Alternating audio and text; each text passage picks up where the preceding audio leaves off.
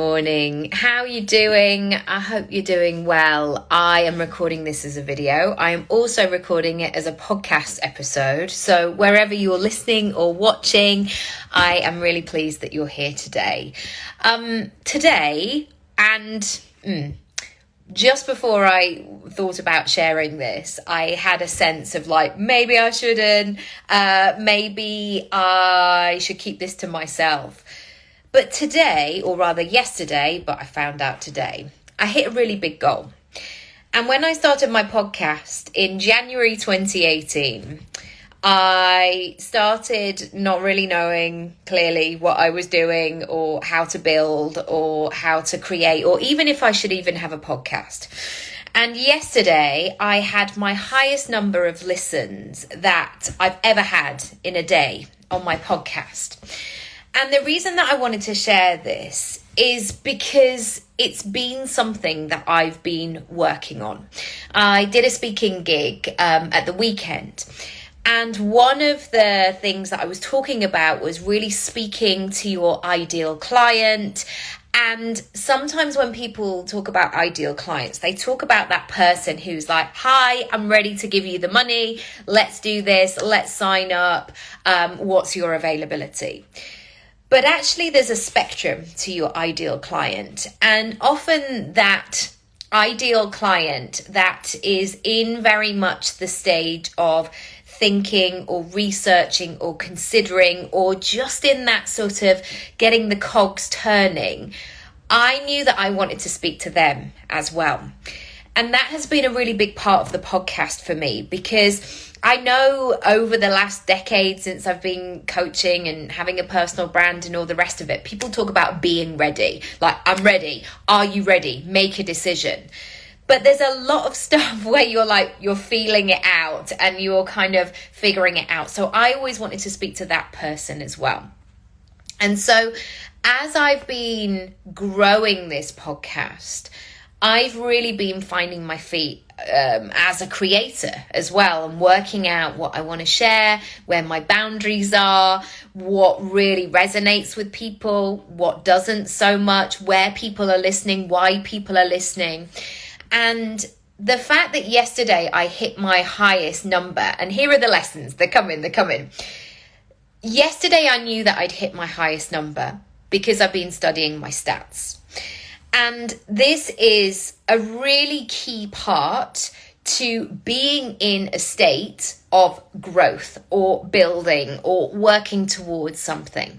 Because many of us are operating from a blind perspective where they're not really sure where they're up to or how they're feeling or what their measure of success is. And it's all just a little bit vague.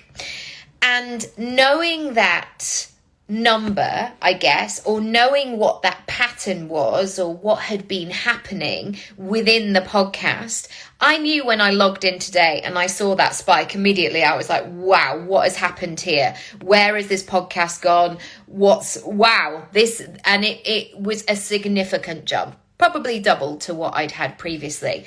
Also, this is a really interesting one. There's no rhyme or reason. Nothing happened yesterday. I put out a podcast as kind of normal, and I didn't have a shout out, or I didn't do anything high profile or anything like that. I don't know why, but maybe when I find out, I'll share a little bit more with you.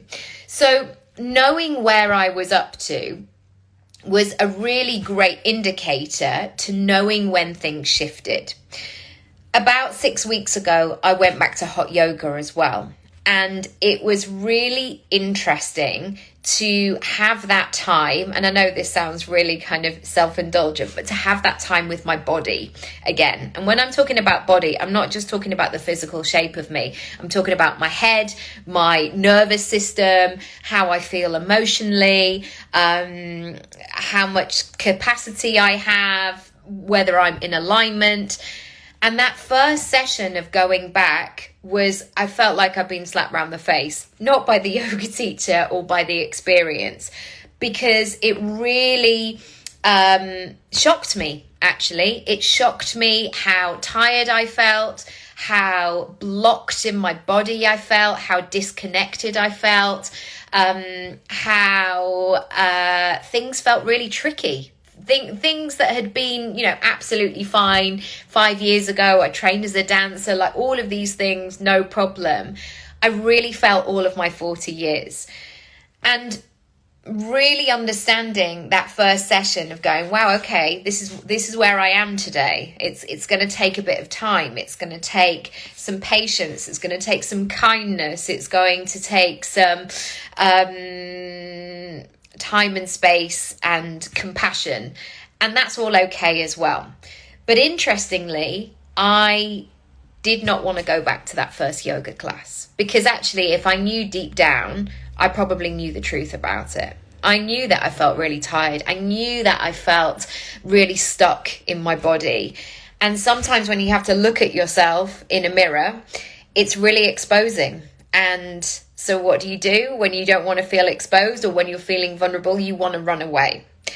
And this is a really important part in terms of your business as well.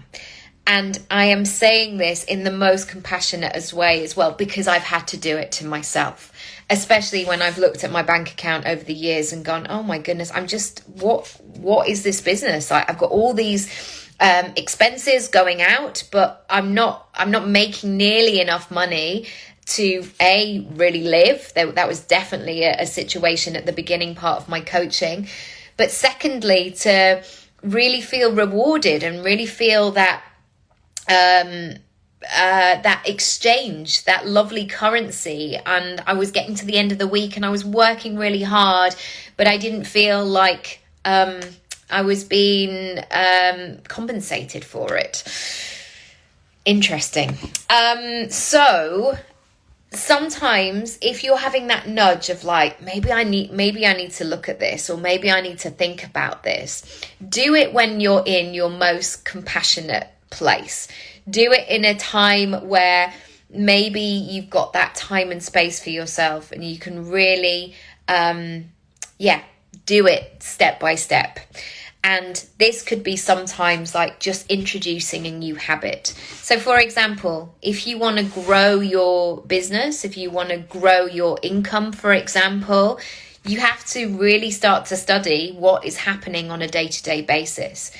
And I know I've spoken about this a lot on the podcast, but I think it is so important. And I really learned this the hard way.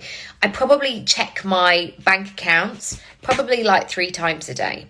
And some people, again, might be like, wow, that's a bit extreme. But I really like to know what's happening, what's going on, to make sure that things are where they're supposed to be. Because how many years ago? I can't even think, maybe 5 years ago, my bank account got hacked. And on Christmas Day, I couldn't get any money out. And like it went way into like this overdraft that I've never seen before and beyond. And I couldn't access any money. And it was like the most terrifying thing, because it just made me feel really vulnerable. And so when I was listening at the same time of really thinking about that growth, I was like, well, I've got to focus on this. I've got to really see what's going on. Unfortunately, I was in that stage of checking daily my bank account, because I was really working on my money mindset, and I spotted it straight away. And actually there were about 4 or 5 different transactions where it had been hacked, and it happened once and then it happened like a fortnight later. Nightmare, hideous. But this is not to scare you or anything like that, but it's just a really good reminder. These habits, sometimes we talk about habits as being like something that's a sacrifice or something that we've got to do, but they're really lovely things actually. Once you get into the rhythm of them, you start to really reap the rewards of you paying attention to the stuff that's going on. Another thing that today really made me do is to reflect back to January 2018. And the reason that I wanted to share this today is that so often we're on to the next thing. Or I might say, yes, but I haven't reached this number yet. And like, I've got to keep pushing and I've got to keep doing that. And instead, I try to bring that smile to my face of like, do you remember in January 2018 when you had no like literally no idea how to start. I was YouTubing how to start a podcast. What microphone do I need? How do I connect iTunes and my podcast? Like what are all those components? And I remember like putting something live for the first time. It felt really terrifying. It felt really vulnerable. It felt like, oh my gosh, what if nobody listens? Or even more terrifying, what if somebody actually listens? And so reflecting from today to 4.5 years ago, it was a really important step in terms of my career journey of thinking, wow, you've learned a lot of skills, like well done you. Again, that's something that's really challenging for myself because I'm an ideas person. I want to be on to the next thing and doing stuff and being in that motion.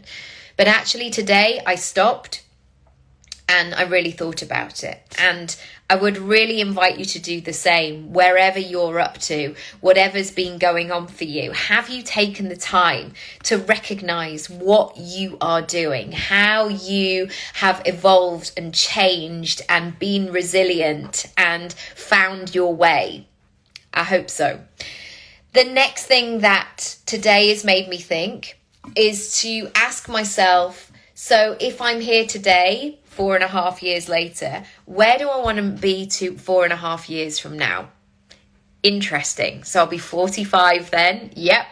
And where do I want to be? Where do I want to take this? And I've taken some time this morning just to really get into that dreaming state and being excited and opening myself up, because when I was at school, I didn't know you could start a podcast. I didn't know that you could make your own things. It wasn't really invented then. And so allowing myself to dream big, it's always a really fun exercise. The final piece today is to simplify and to really do less. Now, if you have followed my podcast for a while, there's definitely been times where I felt that pressure to always be creating more, to be talking about different things, to almost be widening up that content. And I now know that when I simplify, when I really lean into my message or my zone of genius, as Gay Hendricks says in that brilliant book, The Big Leap, I know when I lean into that, that's when I get the results. And I'm not necessarily talking about results as in clients and stats or anything like that. The results for me are about going back to my measures of success. One of which is when somebody messages me and said, I heard the podcast today and I now know what to do. Or you really gave me some food for thought there and I'm going to try this even though I'm scared. Those sorts of things are results for me. Not when I try to do everything, because if I go too thinly, it doesn't resonate. And really looking at how I can simplify things, how I can be really clear on what my message is. The final thing that I want to share is to not berate yourself for the mistakes that you've made, or the things that didn't go perfectly, or the things that you didn't do. And I caught myself doing this earlier in the week. A couple of years ago, and it probably is a couple of years ago now, I recorded loads and loads of podcasts.